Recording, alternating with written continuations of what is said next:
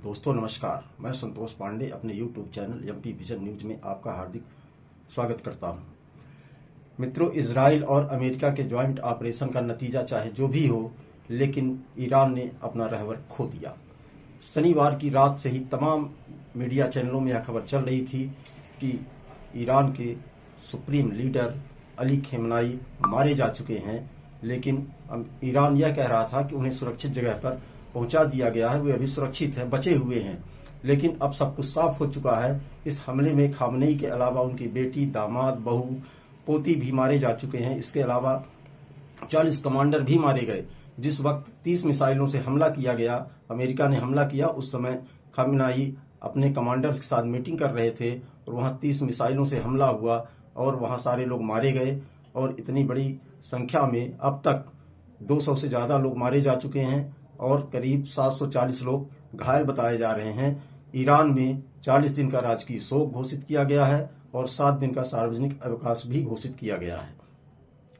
दोस्तों, ईरान ने अपने रहबर अली खामनेई की मौत के बाद अब वहां का अपना अगला सुप्रीम लीडर कौन होगा, इसके बारे में भी चर्चा शुरू हो गई है। मीडिया रिपोर्ट्स के मुताबिक ईरान के संविधान के अनुसार असेंबली ऑफ एक्सपर्ट्स, जो 88 शिया धर्म गुरुओं की एक संस्था है, यह नया सुप्रीम लीडर का चयन करती है। हालांकि खामनेई ने हमले से पहले ही सत्ता बदलने की प्रक्रिया शुरू कर दी थी। खामनेई ने देश चलाने की जिम्मेदारी अपने वफादार अली लारिजानी को सौंप दिया था, लेकिन नए लीडर का चयन असेंबली ही करेगी। ईरान के संविधान के अनुच्छेद 111 में प्रावधान है कि जब तक नया सुप्रीम लीडर नहीं चुना जाता, तब तक एक परिषद देश का कामकाज देखेगी। इस हमले से ईरान की टॉप लीडरशिप को काफी झटका लगा है। सुप्रीम लीडर समेत अमीर नासिर, ये रक्षा मंत्री हैं वहां के, ये भी वहां मारे जा चुके हैं। इसके अलावा भी कई नेता मारे जा चुके हैं।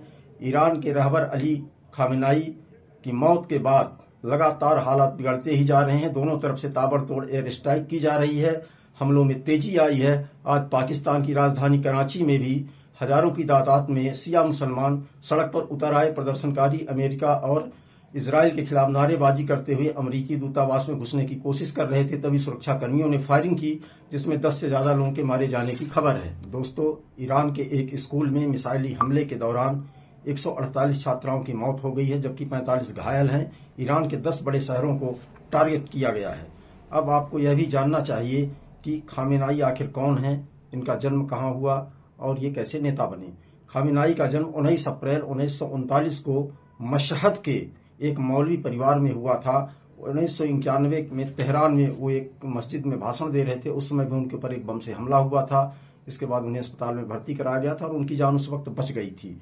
1989 में खोमैनी के निधन के बाद खामनेई ईरान के रहबर यानी सर्वोच्च नेता बने थे और 5 दशक तक उन्होंने ईरान पर राज किया है। खामनेई कोई छोटे मोटे नेता नहीं थे।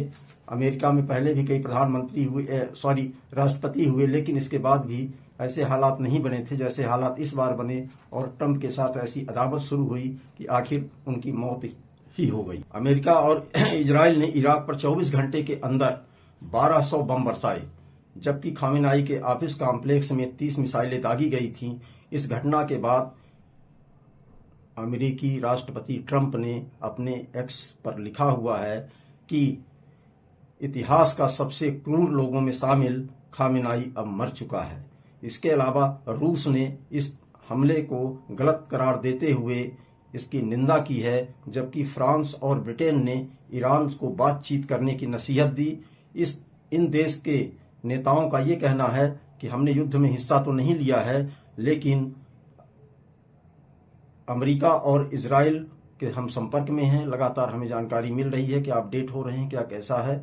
इसी तरह ओमान ने भी कहा है कि चलती हुई गंभीर और सक्रिय बातचीत के दौरान यह विवाद हुआ और इसका खामियाजा भुगतना पड़ेगा। दोस्तों, आज इतना ही। कल फिर मिलेंगे। चैनल को लाइक करिए, सब्सक्राइब करिए। धन्यवाद।